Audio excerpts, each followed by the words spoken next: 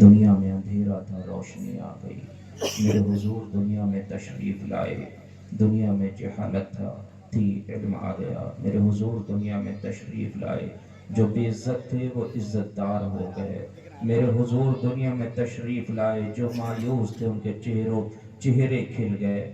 میرے حضور دنیا میں تشریف لائے۔ جن کی آنکھیں نم تھیں ان کی آنکھوں کے آنسو پچھ گئے۔ میرے حضور دنیا میں تشریف لائے۔ جو سر جھکے ہوئے تھے وہ سر اٹھ گئے۔ میرے حضور دنیا میں تشریف لائے۔ آپ آئے، ہم آئے، یہ کائنات بنی۔ جو کچھ کائنات میں ہے یہ سب میرے حضور کے آنے کا صدقہ ہے، میرے حضور کے آنے کی برکت ہے نا۔ جو کچھ بھی دنیا میں ہے، جو کچھ کائنات میں، تمام عالمین میں ہے، وہ سب میرے حضور کا صدقہ ہے۔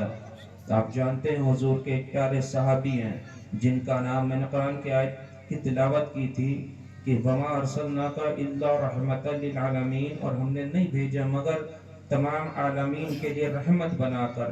ہمارے حضور دنیا میں تشریف لائے رحمت بن کے، صرف انسانوں کے لیے نہیں بلکہ جانوروں کے لیے بھی، چرند کے لیے بھی، پرند کے لیے بھی، حیوانات کے لیے بھی، سمندر کے پیٹ میں رہنے والے جانوروں کے لیے بھی، بلکہ تمام عالمین میں رہنے والی کل مخلوقات کے لیے میرے حضور رحمت بن کر تشریف لائے۔ میرے حضور کے ایک صحابی ہیں جن کا نام نعمان ہے۔ حضرت نعمان بن بشیر کی ایک عادت ہے، جب نعمان بازار میں کوئی پھل آتا تو حضرت نعمان اسے خرید کر سب سے پہلے میرے آقا مصطفیٰ جان رحمت کی بارگاہ میں پیش کر دیتے۔ ایک روز نعمان بازار گئے۔ نعمان نے دیکھا کہ ایک دکان پہ بازار میں ایک نیا پھل آیا ہوا ہے۔ نعمان کا دل مچل اٹھا، نعمان کا عشق جھوم اٹھا۔ نعمان نے جیب میں ہاتھ ڈالے، اب جیب میں پیسے نہیں ہیں، عشق کہہ رہا ہے اے نعمان اسے خرید، مصطفیٰ کریم کی بارگاہ میں پیش کر دے۔ عقل کہہ رہی ہے نعمان تیرے پاس پیسے نہیں ہیں، دل کہہ رہا ہے، دل جھوم جھوم کے کہہ رہا ہے نعمان جا دکان پہ جا، یہودی سے ادھار لے، مصطفیٰ کریم کی بارگاہ میں پیش کر دے۔ نعمان کہہ رہے ہیں میرے پاس پیسے نہیں ہیں، لیکن مصطفیٰ کا عشق ہے کہ ماننے کو تیار نہیں ہے۔ اب نعمان عشق کی آواز کو سنتے ہیں، دکان پہ جاتے ہیں، دکاندار سے کہتے ہیں اے دکاندار مجھے یہ پھل ادھار دے دے۔ نعمان دکان سے ادھار پھل لیتے ہیں۔ نعمان کہتے ہیں اے دکاندار یہ پھل مجھے ادھار دے دے، میں کچھ وقت کے بعد تجھے پیسے دے دوں گا۔ یہودی دکاندار پھل ادھار دے دیتا ہے، نعمان اسے لا کے مصطفیٰ کی بارگاہ میں پیش کر دیتے ہیں۔ بہرحال ادھار کی مدت پوری ہوتی ہے۔ ایک روز نعمان کے گھر کے دروازے پہ دستک ہوتی ہے۔ نعمان پوچھتے ہیں کون؟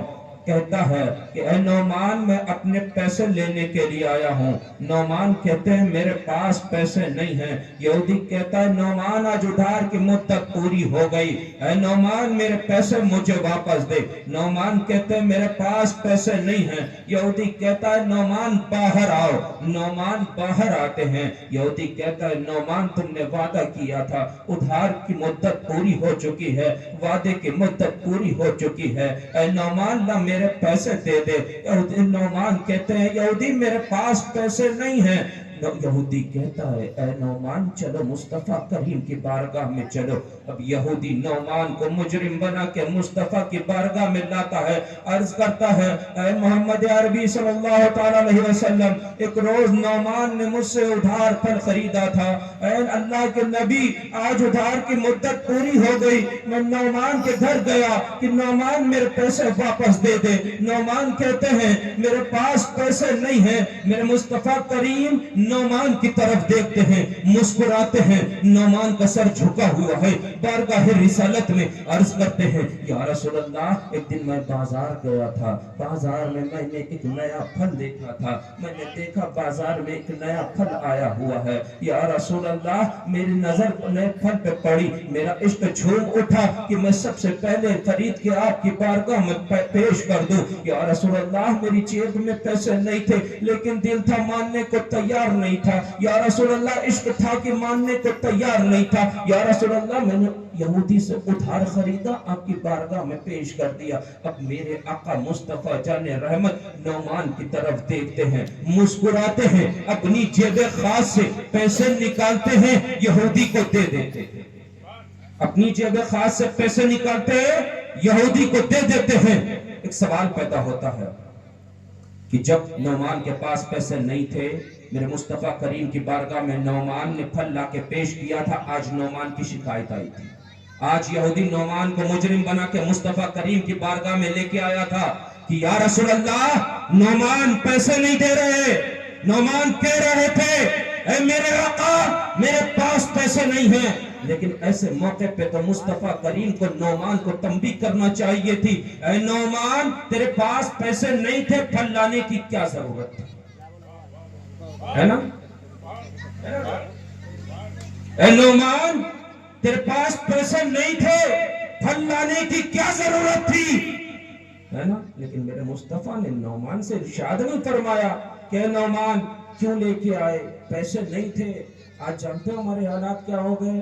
آج حالات یہ ہو گئے کہ جب مصطفیٰ کے میلاد کی بات آتی ہے تو انہی ہماری قوم کے لوگ کہتے ہیں کہ میلاد مت مناؤ, جب پیسے نہیں ہے تو میلاد مت مناؤ, ہے نا؟ آج کہتے ہیں کہ جب پیسے نہیں ہے تو مسجد مت بناؤ, پیسے نہیں ہے مدرسے مت بناؤ, ہے نا؟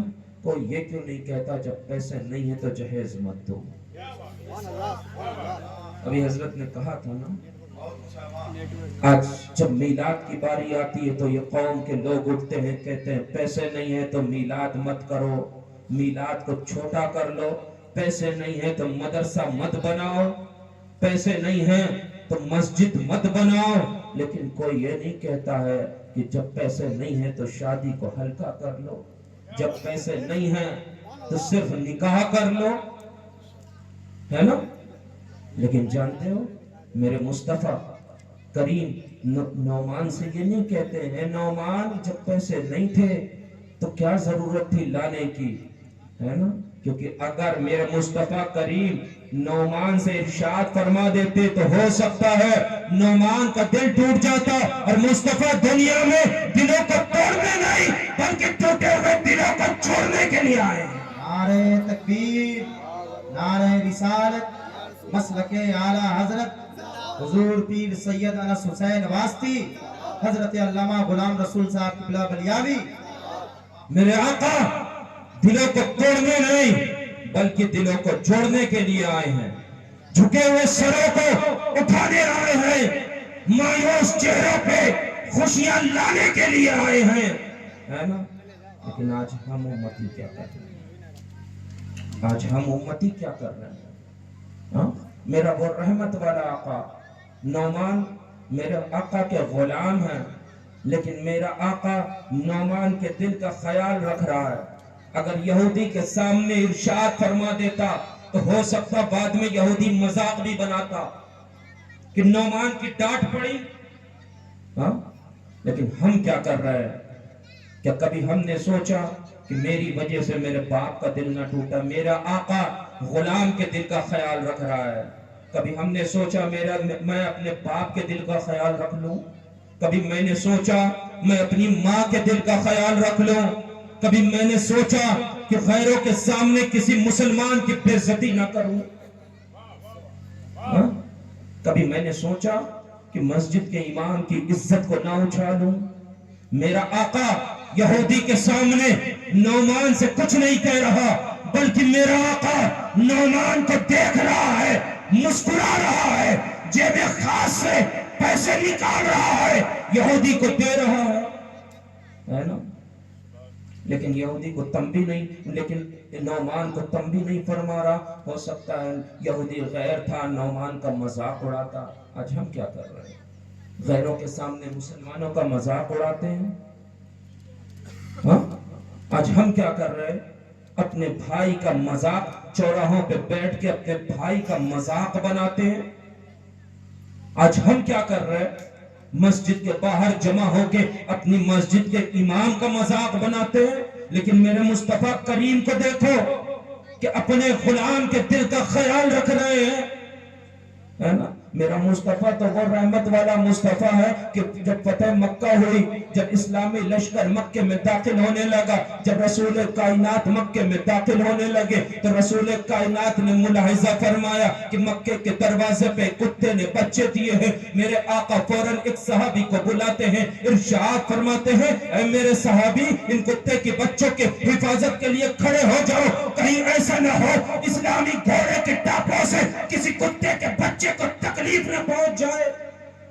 میرا وہ رحمت للعالمین آقا ہے جو کتے کے بچے کے لیے صحابی کو مقرر کر رہا ہے، کہہ رہا ہے اے میرے صحابی، جب تک اسلامی لشکر کا ایک گھوڑا مکے کے اندر میں داخل ہو جائے، اے میرے صحابی تم کتے کے بچوں کے پاس سے مت ہٹنا، اے میرے صحابی کتے کے بچوں کی حفاظت کرتے رہنا، کہیں اسلامی لشکر کے گھوڑوں کی ٹاپوں سے کتے کے بچوں کو تکلیف نہ پہنچ جائے۔ لیکن آج اسی نبی کے ہم امتی ہیں، ہم کتنوں کو تکلیف پہنچاتے ہیں، ہم کتنوں کو تکلیف پہنچاتے ہیں۔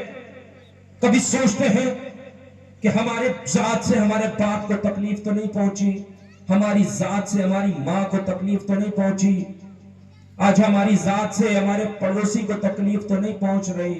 ہم یا رسول اللہ کا نعرہ لگاتے ہیں، ابھی حضرت کے سامنے آپ لوگ کہہ رہے تھے نا لبیک لبیک یا رسول اللہ، کیا ہم ایسی لبیک کہیں گے یا رسول اللہ کہ ہم پڑوسی کا حق مارے بیٹھے ہیں، ہمارے پڑوسی ہم سے پریشان ہیں، ہمارے گھر والے ہم سے پریشان ہیں، ہمارا باپ ہم سے پریشان ہے، ہم نے باپ کے چہرے پہ کالی پوت دی، ماں کو رسوا کر دیا، آج ہماری ماں گھر سے باہر نہیں نکل رہی کہ محلے کے لوگ، محلے کی عورتیں سوال کریں گے، ہمارا باپ پریشان ہے کہ ہم باہر نکلیں گے میری اولاد کے لیے مجھ سے پوچھا جائے گا، ہم ایسی لبیک کہیں گے۔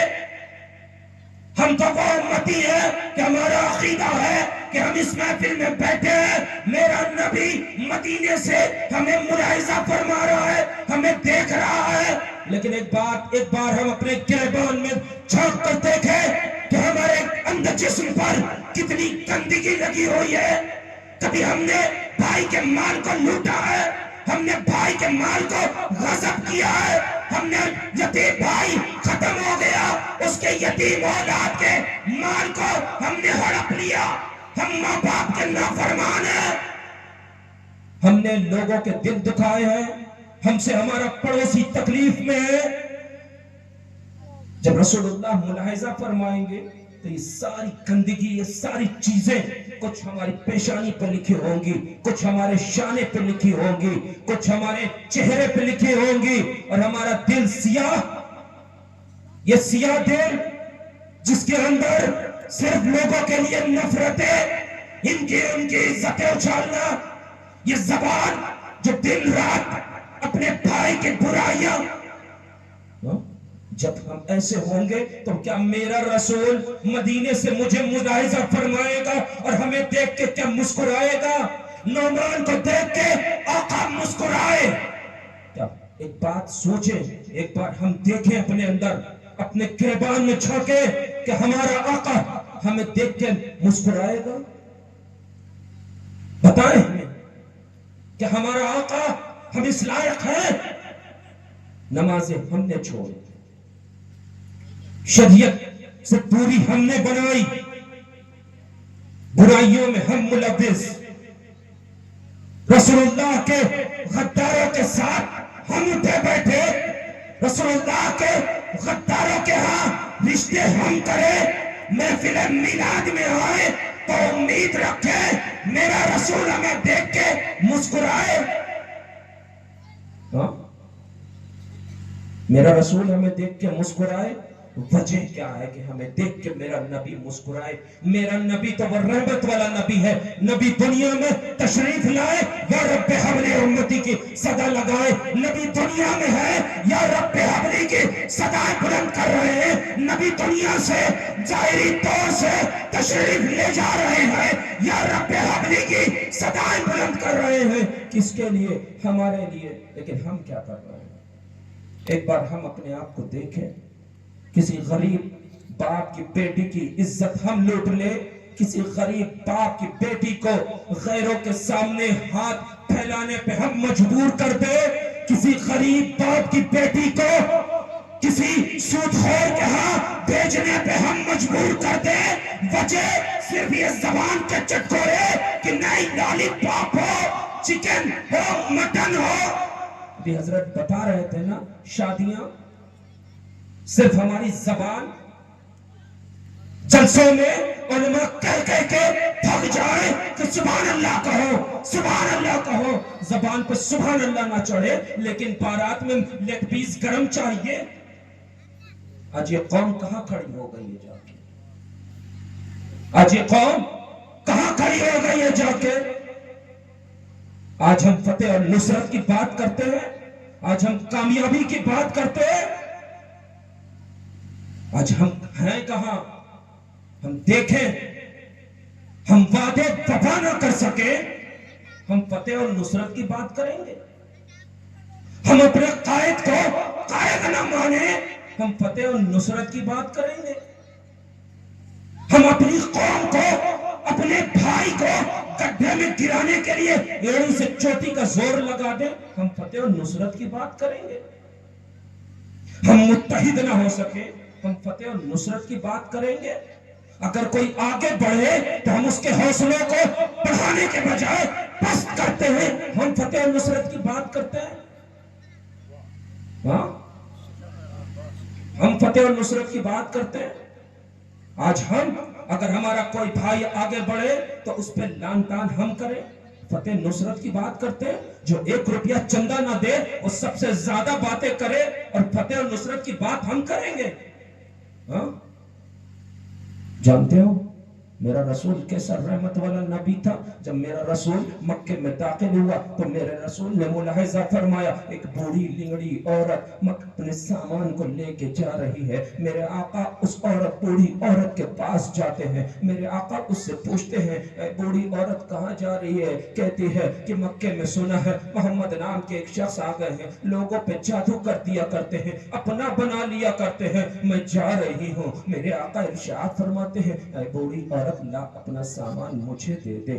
مصطفیٰ اس کا سامان اٹھاتے ہیں، وہ عورت آگے آگے چل رہی ہے، مصطفیٰ اس کا سامان لے کے پیچھے پیچھے چل رہے ہیں۔ جب منزل پہنچتی ہے، مصطفیٰ سامان رکھتے ہیں، واپس آنے لگتے ہیں، کہتی ہے، اے بیٹا ذرا اپنا نام تو بتاتے جاؤ۔ میرے مصطفیٰ ارشاد فرماتے ہیں، اے بوڑھی عورت، میں وہی محمد عربی ہوں جس کے بارے میں تو کہہ رہی تھی کہ مکے میں محمد نام کے ایک شخص آ گئے ہیں، لوگوں پہ جادو کر دیا کرتے ہیں۔ اتنا سننا تھا، عورت شرمندہ ہوتی ہے، قدموں پہ گرتی ہے، عرض کرتی ہے کہ اے محمد عربی، مجھے کلمہ پڑھائیے، اسلام میں داخل کریے۔ اسلام ایسے پھیلا۔ آج لوگ کہتے ہیں اسلام تلوار سے پھیلا ہے، میں کہتا ہوں کہ ہاں اسلام تلوار سے پھیلا ہے، مگر لوہے کی تلوار سے نہیں بلکہ محبت کی تلوار سے پھیلا ہے، کردار سے پھیلا ہے۔ آج ہمارے کردار کیا ہیں؟ آج کوئی ہم سے اف کر دے، ہم چاٹا مارنے کی بات کرتے ہیں، ذرا ذرا سی بات ہو جائے ہم سالوں مقدمے لڑتے ہیں۔ آج کیا مسلمان اسی لیے پیسہ کماتا ہے؟ آج یہ مسلمان اسی لیے پیسہ کماتا ہے کہ مقدمے لڑے گا، جھگڑے کرے گا اور پھر اٹھا کر تھانے عدالت میں خرچ کر دے گا؟ آج دیکھیے، آپ جائیے جائزہ لیجئے، سب سے زیادہ کیسز آپ کو مسلمان کے ملیں گے۔ کہ یہ نہیں ہو سکتا ہے کہ ہم اپنے علماء کو اپنا قائد مانیں، اپنے مسجد کے امام کو اپنے مسجد کے امام کو عادل مانیں، اور اگر چھوٹی موٹی بات ہو گئی ہے مسجد کے امام کے پاس جائیں اور کہیں کہ شریعت کی روح سے فیصلہ کر دو، ہم مان لیں گے۔ تو یہ نہیں ہو سکتا ہے۔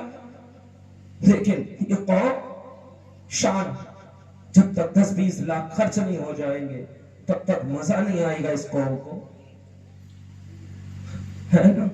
یہ قوم فتح نصرت کی بات کرتی ہے، یہ قوم جب تک اس کے پاس 10-20 لاکھ 10-20 ہزار اور پھر معلوم ہے 10-20 لاکھ تھانے اور عدالت اور کورٹ میں خرچ کرنے کے بعد یہ خوش ہوتی ہے، ارے 10-20 لاکھ خرچ کر دیا میں نے. ارے ان علماء کو بیٹھا لو، اپنی بات رکھو، بات ختم کرو، گلے ملو، ان کے فیصلے کو مانو، اپنی بات ایک دوسرے سے گلے ملو، بات کو ختم کرو، ہے نا. آپ جانتے ہو مصطفیٰ کے ابن ہشام کی روایت ہے،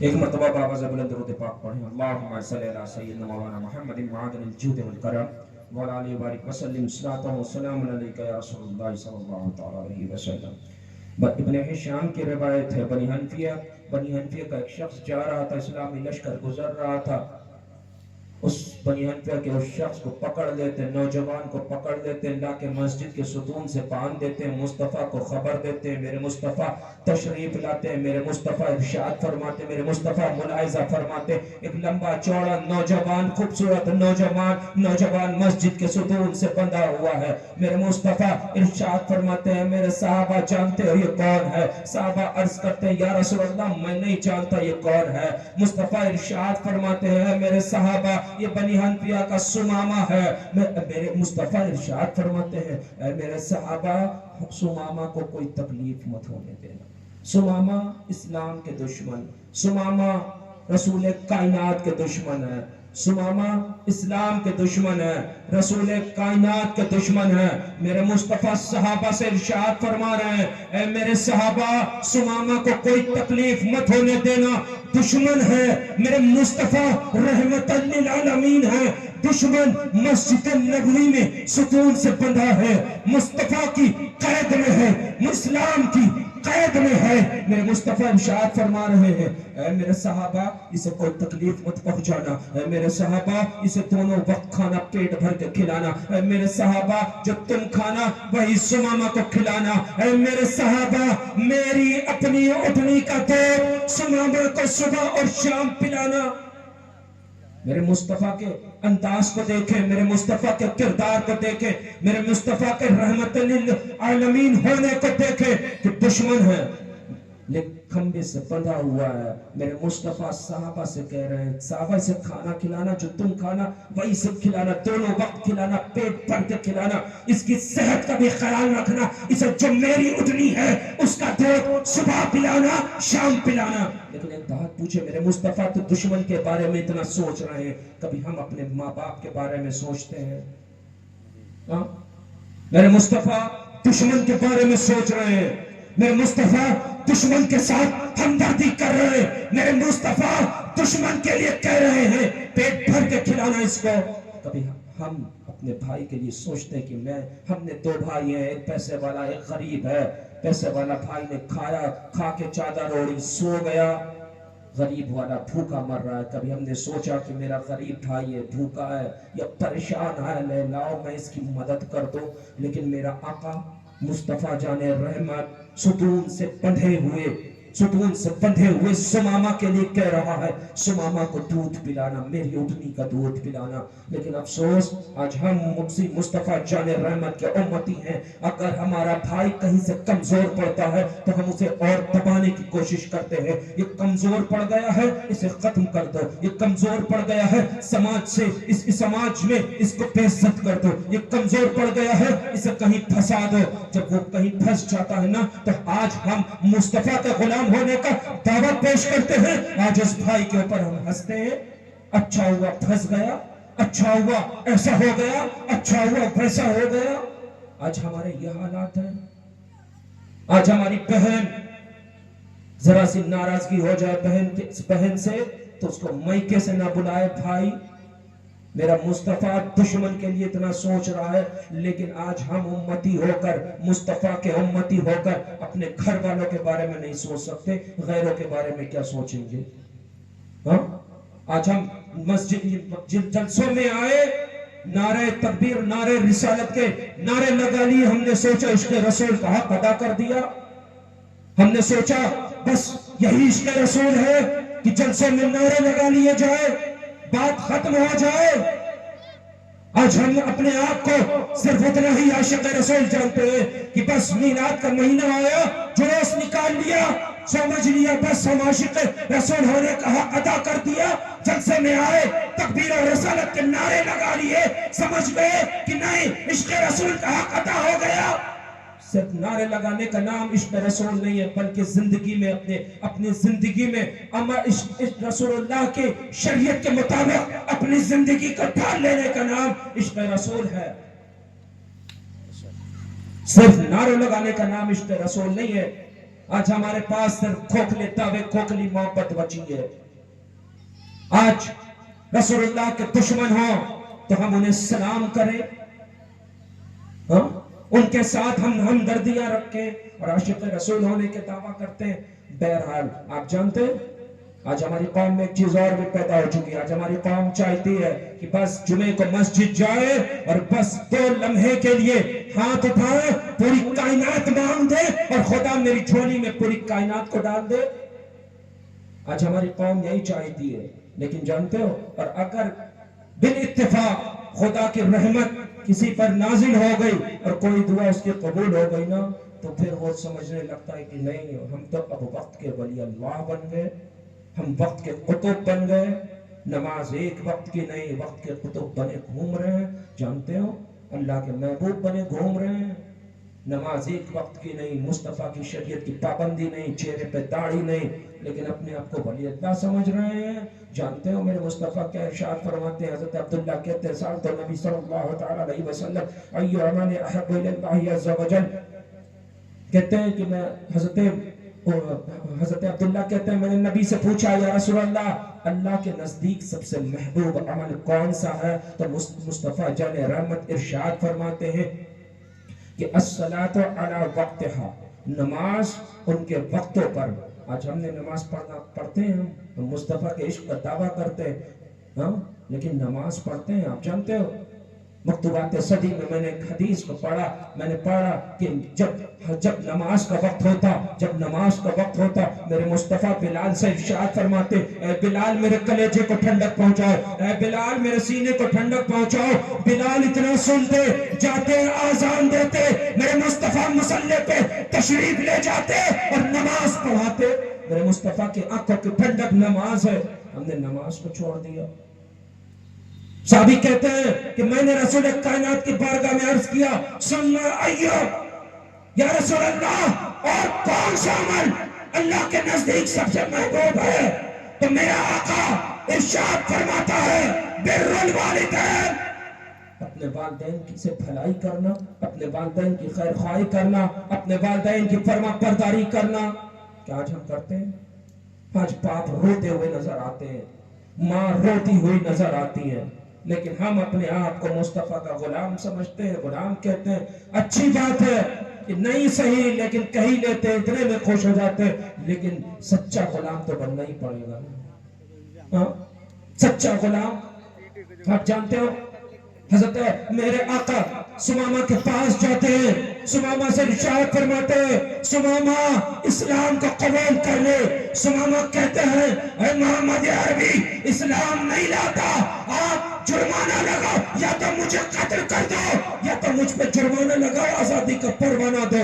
میرے آقا ارشاد فرماتے ہیں سمامہ ذرا میرے چہرے کی طرف تو دیکھ. سمامہ کہتے ہیں میں نہیں دیکھتا. میرا آقا ارشاد فرماتا ہے اے سمامہ ذرا میری بستی مدینے کی طرف تو دیکھ. سمامہ کہتے ہیں میں نہیں دیکھتا. محمد عربی صلی اللہ علیہ وسلم تشریف لے جاتے ہیں, دوسرا روز ہوتا ہے, میرے آقا پھر تشریف لاتے ہیں, ارشاد فرماتے ہیں سمامہ اسلام لیا. سمامہ کہتے ہیں میں نہیں لاتا. مصطفیٰ ارشاد فرماتے کہ سمامہ میرے چہرے کی طرف دیکھ. سمامہ کہتے نہیں دیکھتا. پھر اللہ کے نبی ارشاد فرماتے سمامہ ذرا میری بستی کی طرف تو دیکھ. سمامہ کہتے میں نہیں دیکھتا. تیسرا روز ہوتا ہے, مصطفیٰ تشریف لاتے ہیں. مصطفیٰ ارشاد فرماتے ہیں اے سمامہ اسلام کو लिया। सुमामा कहते हैं मैं नहीं लाता। अब सुमामा की नजरें झुकी हुई हैं। मेरा आका इरशाद फरमाता है ऐ सुमामा जरा मेरे चेहरे की तरफ तो देख। सुमामा कहते हैं मैं नहीं देखता। मेरा आका इरशाद फरमाता है सुमामा जरा मेरी पस्ती की तरफ देख। सुमामा कहते हैं मैं नहीं देखता।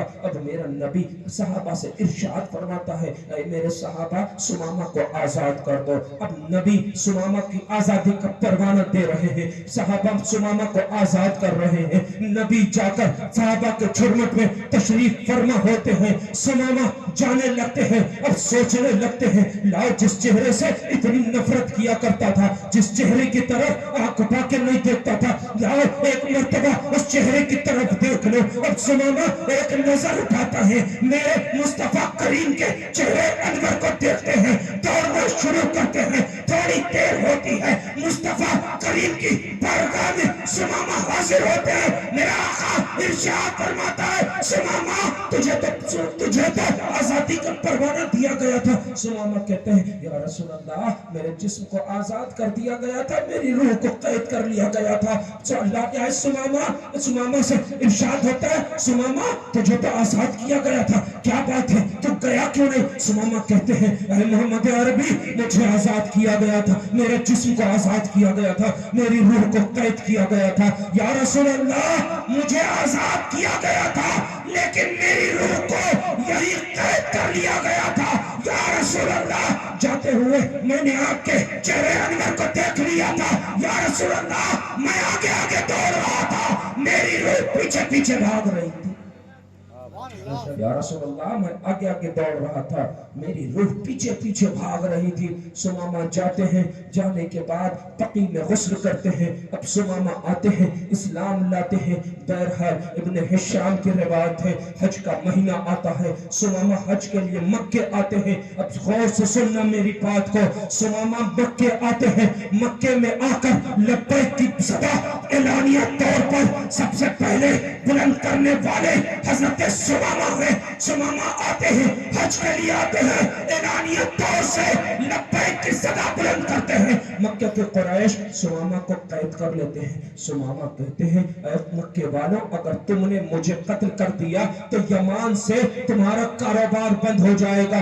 मक्के में यमान से अनाज आया करता था, खरीदो फरोख्त हुआ करता था। अब मक्के वालों ने सोचा कि अब मेरा अनाज बंद कर दिया जाएगा, मेरी रसद बंद कर दी जाएगी। बहरहाल मक्के वालों ने सुमामा को आजाद कर दिया। सुमामा ने हज किया। अब हजरत सुमामा यमान जाते हैं, अपनी कौम को बुलाते हैं, एक मीटिंग करते हैं, कौम से कहते हैं मेरी कौम के लोगों, यमान के लोगों, तुम जानते हो मक्के वाले मुस्तफा के गद्दार हैं, मक्के वाले मुस्तफा के दुश्मन हैं, मक्के वाले मुस्तफा को बुरा कहते हैं, मक्के वाले मुस्तफा का मजाक उड़ाते हैं। मेरी कौम के लोगों, वो मक्के वाले मुस्तफा के गद्दार हैं, हम मुस्तफा के गद्दारों के साथ कारोबार नहीं करेंगे, हम मुस्तफा के गद्दारों के साथ सामान खरीदो फरोख्त नहीं करेंगे, हम मुस्तफा के गद्दारों को अनाज नहीं बेचेंगे, हम मुस्तफा के गद्दारों के साथ कोई कारोबार नहीं करेंगे, कोई ताल्लुक नहीं रखेंगे। जब तक मक्के वाले मुस्तफा के कदमों में झुक नहीं जाते हम उनके साथ कोई कारोबार नहीं करेंगे। अब हजरत सुमामा की कौम इतना सुनती है, फौरन कहती है ऐ सुमामा अगर मक्के वाले रसूल के गद्दार हैं तो रसूल के गद्दारों के साथ हमारा कोई ताल्लुक नहीं, हमारा कोई बिजनेस नहीं, हमारा कोई रिश्ता नहीं। रसूल के गद्दारों के साथ अब कारोबार चले या ना चले, हमारे बच्चे भूखे रहे या मर जाए, लेकिन रसूल के गद्दारों के साथ कारोबार ना किया जाएगा। अब यमान के लोग मक्के वालों के साथ कारोबार बंद करते हैं। अब मक्के में एक वो वक्त आता है कि मक्के में अनाज की किल्लत होती है। अब मक्के वाले सुमामा से कहते हैं ऐ सुमामा मेरे अनाज को खोल दे। सुमामा कहते हैं रसूल की बारगाह में झुक जा, अनाज तेरा अनाज खोल दिया जाएगा, रसूल हुक्म देंगे तेरा साथ कारोबार किया जाएगा। अब मक्के वाले रसूल कायनात की बारगाह में जाते हैं, अर्ज करते हैं या रसूल अल्लाह मेरे बाप दादाओं को तो सहाबा की तलवारों ने काट दिया, या रसूल अल्लाह अब क्या मेरे बच्चे भूखे मरेंगे? मुस्तफा जाने रहमत इतना सुनते हैं, इरशाद फरमाते हैं ऐ सुमामा इनकी रसद खोल दी जाए, इनका कारोबार खोल दिया जाए। एक बात बताओ, सुमामा नया ईमान लाए हैं, ताजा ईमान लाए हैं, अभी मुसलमान हुए हैं, लेकिन हजरत सुमामा और उनकी कौम قوم رسول کے غداروں کے ساتھ کاروبار نہیں کر رہی، لیکن آج مصطفیٰ کا عاشق کہنے والا اپنی بیٹی کو رسول کے غداروں کے ہاں دے رہا، رسول کے غداروں کے ہاں کی بیٹی کو اپنے کے ہاں لا رہا، کہتا ہے ہمارے کے ہاں لڑکی آ جائے گی تو مسلمان ہو جائے گی، میرے کے ہاں لڑکی آ جائے گی تو ہم اس کو اپنے جیسا بنا لیں گے۔ جانتے ہو ملفوظات اعلیٰ حضرت میں صفحہ نمبر 301 کو اٹھا کر دیکھنا، اس میں ایک روایت موجود ہے۔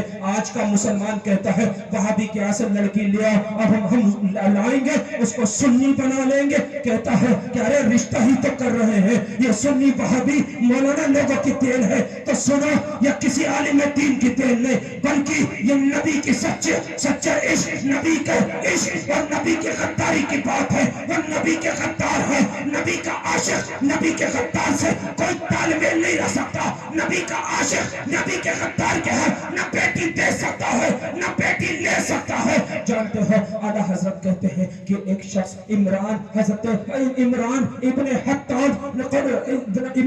ابن حطان رقاشی نام کے بہت بڑے محدث، اپنے وقت کے بہت اکابر محدثین میں سے گزرے ہیں۔ انہوں نے اپنی ایک خارجی بہن، ان کی ایک چچا زاد بہن تھی جو خارجی ہو گئی تھی، اس کے ساتھ نکاح کیا۔ جب علماء نے ان کے اوپر لعن طعن کیا، انہیں باتیں سنائی، تو انہوں نے کہا تھا کہ میں اسے اسلام میں لے آؤں گا، میں اسے اہل سنت والجماعت میں لے آؤں گا، میں اسے سنی بنا دوں گا۔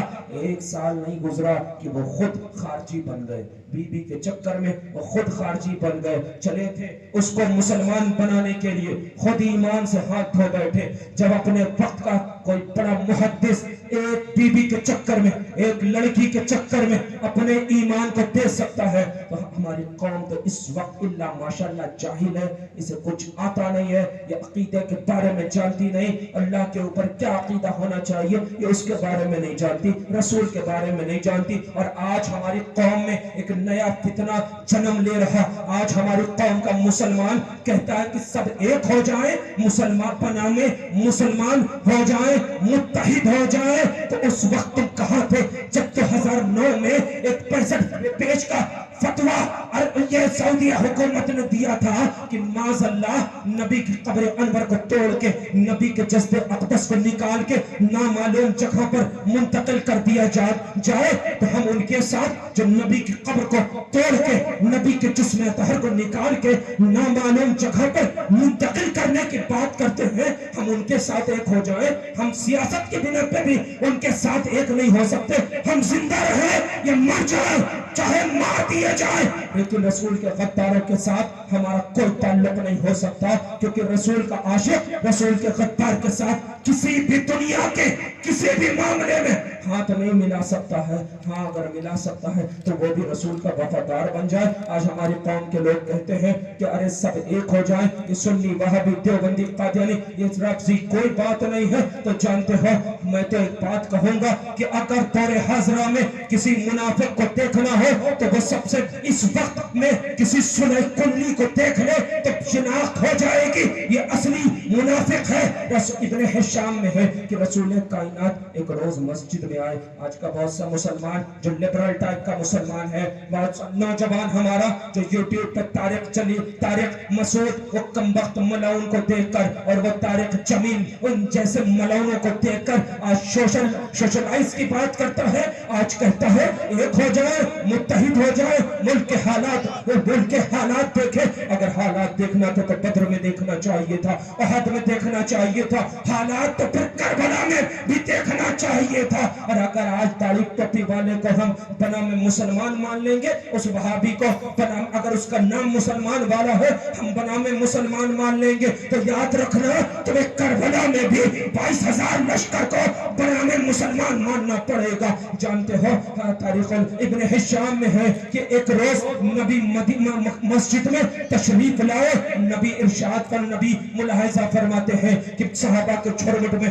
کچھ منافق بیٹھے ہوئے ہیں، وہ آپس میں چپکے ہوئے بیٹھے بیٹھے ہیں, ایک دوسرے کے کان میں کانا پھوسی کر رہے ہیں. نبی صحابہ سے حکم دیتے ہیں, اے میرے صحابہ, منافقوں کو سختی کے ساتھ مسجد سے باہر نکال دیا جائے.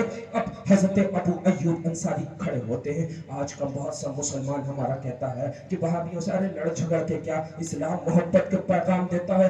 ہاں, اسلام محبت کا پیغام دیتا ہے, لیکن اسی کو دیتا ہے جو عاشق رسول ہو. غدار رسول کو محبت کا پیغام نہیں دیتا.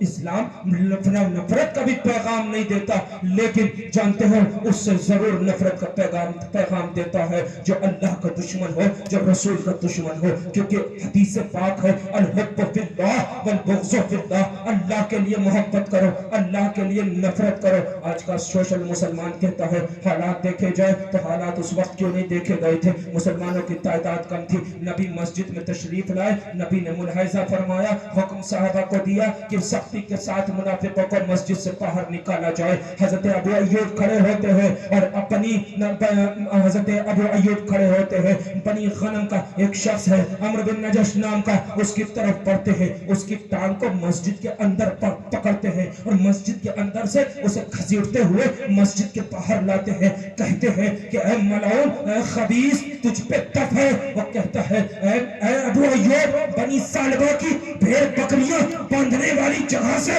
تم مجھے گھسیٹتے ہو, بے عزت کر کے نکالتے ہو. آپ کہتے ہیں اے خبیث, اے ملعون, تجھ پہ تف ہے, رسول اللہ کی مسجد سے دور ہو جا. اس کے بعد ابو ایوب دوبارہ مسجد میں داخل ہوتے ہیں. مسجد میں داخل ہونے کے بعد بنی نجار کے ایک رافع نام کے ایک شخص کی سینے سے چادر پکڑتے ہیں, اسے جھنجھوڑتے ہیں, اس کے چہرے پہ تھپڑ مارتے ہیں اور اس کو مسجد سے باہر دھکا دیتے ہیں. کہتے ہیں کہ رسول اللہ کی مسجد سے باہر چلا جا, ہم سے دور چلا جا, رسول اللہ کی مسجد سے دور چلا جا, تیرے لیے سخت عذاب ہے, تیرے لیے سخت وعید ہے. اور منافق جانتے ہو کیا کرتے تھے, وہ رسول کے پاس آتے تھے, کلمہ پڑھتے تھے, وہ کافروں کے پاس جاتے تھے, ان کے جیسی باتیں کرتے تھے. وہ رسول کے پاس آتے تھے, رسول کی تعظیم کرتے تھے, کافروں کے پاس جاتے تھے, رسول کی توہین کرتے تھے, اور رسول کے پاس آتے تھے, رسول کی تعریف بیان کرتے تھے, نعت بیان کرتے تھے. غدار کفار کے پاس جاتے تھے, رسول کے بارے میں تمام طرح کی باتیں کرتے تھے. آج یہی حال ان وہابیوں کا, دیوبندیوں کا, قادیانیوں کا, رافضیوں کا ہے. یہ جب آتے ہیں اسٹیجوں پہ آتے ہیں, رسول کی بات کرتے ہیں, کتاب لکھنے بیٹھتے ہیں, رسول کی شان میں توہین لکھتے ہیں, منبر سے نیچے اترتے ہیں, رسول کی شان میں توہین کرتے ہیں. وہ طارق مسعود کم وقت ملعون, وہ پاکستان کا ملعون کہتا ہے کہ رسول, تم نے بھی سنا ہوگا, جانا ہوگا کہ رسول معاذ اللہ ان پڑھ تھے, قرآن میں غلطی ہے, رسول کو پڑھنا نہیں آتا تھا, رسول کو پڑھنا نہیں آتا تھا. اگر میں اس بات پہ جاؤں گا بات لمبی ہو جائے گی. تو میرا رسول سامنے بیٹھا ہے, میرا آقا منبر پہ تشریف فرما ہے, مسجد میں بیٹھا ہے, لیکن صحابہ ٹانگیں پکڑ رہے ہیں, چادر پکڑ کے مار کے نکال رہے ہیں, کیونکہ وہ رسول کے غدار ہیں. داڑھی ٹوپی سے کچھ نہیں ہوتا ہے, اگر سینے میں عشق رسول ہے تو وہ مسلمان ہے, داڑھی ٹوپی لگا لینے سے کچھ نہیں ہوتا. پھر حضرت عمار بن حزم کھڑے ہوتے ہیں. کھڑے ہونے کے بعد عمار بن حزم بنی نجار کا, اور زید بن عمر نام کا ایک شخص ہوتا ہے, اس کی داڑھی بہت لمبی ہوتی ہے. حضرت عمار جاتے ہیں, اس کی داڑھی پکڑتے ہیں. آج یہ مسلمان سے داڑھی پہ چلا جاتا ہے. ارے سب سے پہلے اگر کوئی چیز ہے اسلام میں تو عشق رسول ہے. اگر عشق رسول ہے تو پھر داڑھی بھی قبول ہے, ٹوپی بھی قبول ہے, یہ لباس بھی قبول ہے. اور عشق رسول نہیں ہے تو یہ داڑھی بھی بیکار, یہ ٹوپی بھی بیکار, یہ امامہ بھی بیکار, یہ کرتا پیجامہ بھی بیکار. جانتے ہو عمار بن حزم کھڑے ہوتے ہیں. کھڑے ہونے کے بعد عمار بن حزم اس منافق کی داڑھی کو پکڑتے ہیں. اس کی داڑھی بہت لمبی ہوتی ہے, داڑھی کو پکڑتے ہیں, داڑھی پکڑ کے گھسیٹتے ہوئے مسجد سے باہر نکالتے ہیں. باہر نکالنے کے بعد اس کے سینے پہ ایک ہتھیلی سے دھکا مارتے ہیں اور کہتے ہیں رسول اللہ کی مسجد سے دور ہو جا, رسول اللہ کی مسجد سے دور ہو جا, تیرے لیے تو قرآن میں وعید آئی ہے, تیرے لیے سخت عذاب آیا ہے, جا ہم سے دور ہو جا, رسول اللہ کی مسجد سے دور ہو جا. آج ہم مسلمان ہو کر ایسی باتیں کرتے ہیں کہ ہاں گستاخ رسول ہے، وہابی ہے، دیوبندی ہے، ہم اس کے کیا رشتے کر رہے، ہم اس کو بیٹی دے رہے، بیٹی لے رہے۔ اگر عاشق رسول بننا ہے تو جانتے ہو ایک صحابیہ، مدینے کے ایک صحابیہ ہے، میرا رسول جنگ کے لیے جا رہا ہے، تیاری کر رہا ہے، ایک صحابیہ نوجوان نو عمر کی صحابیہ ہے، رسول کی بارگاہ میں حاضر ہوتی ہے، عرض کرتی ہے اے میرے آقا مجھے بھی میدان میں لے چلے۔ رسول پوچھتے ہیں کس لیے؟ صحابیہ کہتی ہے میں بیماروں کی تیمارداری کروں گا، لو پیاسوں کو پانی پلاؤں گی، لوگوں کا خیال رکھوں گی۔ رسول اس کے جذبے، اس کے شوق کو دیکھتے ہیں، رسول حکم دیتے ہیں، اپنے ساتھ وہ چند اور عورتوں کو لیتی ہے، لینے کے بعد جنگ میں میدان میں جاتی ہے۔ جب وہ گھوڑے سے اترتی ہے تو رسول ملاحظہ فرماتے ہیں کہ گھوڑے کو اونٹ کی کوہان پر ایک خون لگا ہوا ہے۔ رسول اس سے پوچھتے ہیں اور اب بتاتی ہے، سوال کرتے ہیں، جواب دیتی ہے۔ میرے مصطفیٰ حکم دیتے ہیں جاؤ نمک کے پانی سے اپنے اس اونٹ کے کوہان کو دھل دو اور پاکی کو طہارت کو حاصل کر لو، اپنے کپڑے کو طہارت دے لو۔ اس کے بعد وہ جاتی ہے، پانی لیتی ہے، نمک کے پانی سے طہارت حاصل کرتی ہے۔ اس کے بعد جب جنگ فتح ہوتی ہے، مال غنیمت ملتا ہے، میرا رسول، میرا آقا، رحمت والا آقا اپنے دست مبارک سے ایک ہار اٹھاتا ہے، صحابیہ کے گلے میں ڈال دیتا ہے۔ ابھی صحابیہ نو عمر ہے، ابھی صحابیہ چھوٹی ہے، کم سن ہے، کم عمر کی ہے، لیکن اب صحابیہ کے بڑھاپے کا عالم آ گیا، صحابیہ دنیا سے رخصت ہونے لگی ہے، اب صحابیہ دنیا سے جانے لگی ہے۔ صحابیہ اپنے گھر والوں کو بلاتی ہے، کہتی ہے اے میرے گھر والوں، میری ایک وصیت ہے، میری وصیت یہ ہے کہ میرے مصطفیٰ نے ایک مرتبہ مجھے حکم دیا تھا کہ نمک کے پانی سے غسل حاصل کر لو، طہارت حاصل کر لو، تب سے لے کر آج تک میں نمک کے پانی سے طہارت حاصل کرتی رہی، لیکن میں چاہتی ہوں جب میں دنیا سے رخصت ہوں مجھے آخری غسل دیا جائے تو وہ بھی نمک کے پانی سے دیا جائے، کیونکہ میرے آقا نے مجھے ایک مرتبہ حکم دیا تھا اے میرے صحابیہ جان نمک کے پانی سے طہارت کو حاصل کر لے۔ میں نے اس حکم کو کبھی چھوڑا نہیں، میں چاہتی ہوں دنیا سے جاؤں تو ابھی اسی حکم پہ عمل کرتی ہو جاؤں۔ اور میرے آقا نے یہ ہار میرے گلے میں ڈالا تھا، اپنے دست مبارک سے ڈالا تھا۔ اے میرے گھر والوں، ایک میری وصیت اور ہے کہ جب میں مر جاؤں تو میرے گلے سے اس ہار کو مت اتارنا، کیونکہ یہ میرے آقا نے میرے گلے میں ڈالا تھا۔ ساری زندگی گزر گئی، میں نے اس ہار کو اپنے گلے سے جدا نہیں ہونے دیا، کیونکہ اس ہار کو میرے مصطفیٰ کریم نے میرے گلے میں ڈالا تھا۔ میں چاہتی ہوں میں مر جاؤں تو میری قبر میں بھی اسی ہار کے ساتھ مجھے دفن کر دیا جائے۔ عشق رسول ہے تو یہ ہے۔ ایک احد بدر کے میدان میں ایک خبر ہوئی کہ مصطفیٰ شہید کر دیے گئے۔ مدینے کے ایک صحابیہ کو معلوم پڑا، آج کہتے نا کہ ہماری پرانی رشتہ داریاں ہیں، وہابیوں کے ہاں، دیوبندیوں کے ہاں رشتہ داریوں کو کیسے توڑے؟ تو سنو، رشتہ داریاں بعد میں، پہلے مصطفیٰ کا عشق ہے۔ احد بدر کے میدان میں ایک خبر اڑی کہ میرے آقا شہید کر دیے گئے۔ مدینے کی ایک صحابیہ کو معلوم پڑا، صحابیہ میدان کی طرف چلتی ہے، راستے میں ایک شخص ملتا ہے، صحابیہ سوال کرتی ہے اے شخص یہ بتا میرے رسول خیریت سے ہے؟ کہتا ہے اے صحابیہ مجھے مصطفیٰ کے بارے میں نہیں معلوم، اتنا ضرور معلوم ہے تیرا شوہر قتل کر دیا گیا۔ صحابیہ کہتی ہے شوہر کی خیریت نہیں پوچھی ہے، مصطفیٰ کی خیریت پوچھی ہے۔ صحابیہ آگے بڑھتی ہے، ایک اور شخص ملتا ہے، صحابیہ اس سے سوال کرتی ہے اے شخص یہ بتا میرے مصطفیٰ خیریت سے ہیں؟ وہ کہتا ہے اے صحابیہ مجھے مصطفیٰ کے بارے میں تو نہیں معلوم، اتنا ضرور معلوم ہے تیرا بیٹا قتل کر دیا گیا۔ صحابیہ کہتی ہے بیٹے کے بارے میں نہیں پوچھا، میں نے مصطفیٰ کے بارے میں پوچھا ہے۔ صحابیہ آگے بڑھ جاتی ہے، ایک اور شخص ملتا ہے، صحابیہ اس سے سوال کرتی ہے اے شخص ذرا یہ تو بتا مجھے مصطفیٰ کیسے ہے، مصطفیٰ خیریت سے ہے؟ وہ کہتا ہے اے صحابیہ مجھے مصطفیٰ کے بارے میں نہیں معلوم، اتنا ضرور معلوم ہے تیرا بھائی قتل کر دیا گیا۔ صحابیہ کہتی ہے اے شخص سن لے، میں نے تجھ سے مصطفیٰ کے بارے میں پوچھا ہے، بھائی کے بارے میں نہیں پوچھا، مجھے بھائی کے بارے میں مت بتا، میرے مصطفیٰ کے بارے میں بتا۔ وہ کہتا ہے نہیں معلوم۔ صحابیہ آگے بڑھتی ہے، میدان کو جاتی ہے، معلوم پڑتا ہے میرے مصطفیٰ خیریت سے ہے۔ صحابیہ چھوڑ اٹھتی ہے اور بریلی کا قلندر پکار اٹھتا ہے انہیں جانا، انہیں جانا، انہیں مانا، نہ رکھا خیر سے کام، للہ الحمد میں دنیا سے مسلمان گیا۔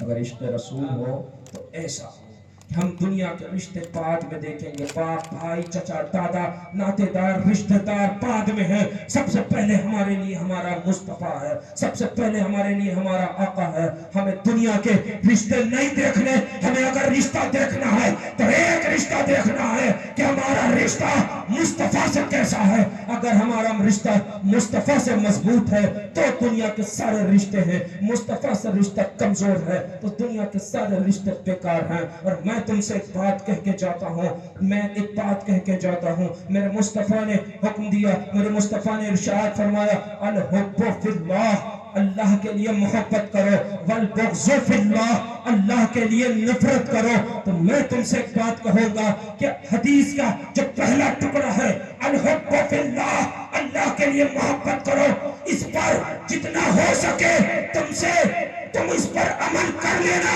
लेकिन हदीस का जो दूसरा टुकड़ा है, वल बुग़्ज़ु फिल्लाह, इस पर इतनी सख्ती से अमल पैरा हो जाना कि तुम्हें ये नफरत जन्नत के दरवाजे पे ले जाके खड़ी करते।